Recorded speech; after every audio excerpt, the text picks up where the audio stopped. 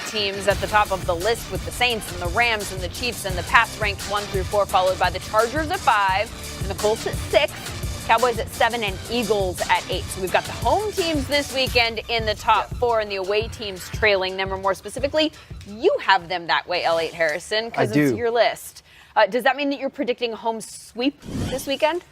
Boy, I'm leaning that way. I definitely like 3 of the teams at home. But if I had to pick one that was, I think, the most vulnerable, I would say it's the Rams. Because, first of all, I'm not even sure that constitutes a home game. But also... Ouch. Wait, you don't...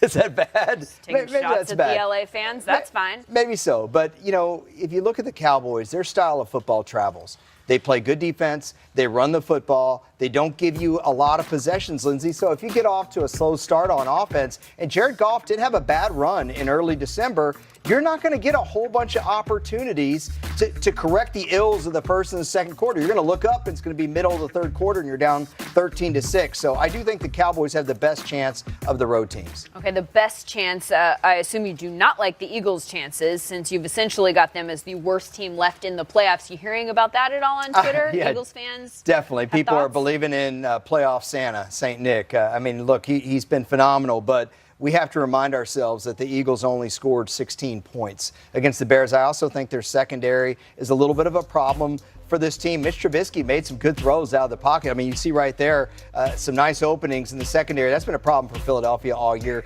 That's why I have them ranked where I do. You know, I do want to say one other thing, too.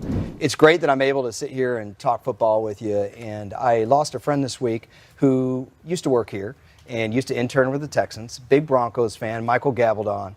And I guarantee you, Mike would call me up and have plenty to say about the Bears-Eagles game or any of those football games. And we're going to miss him here. I'd just like to say, with playoff football, what's a better conversation starter than if you haven't talked to a friend or a family member in a long time? Pick up the phone. You'll be glad you did. We'll miss you, Mike. True story, and I'm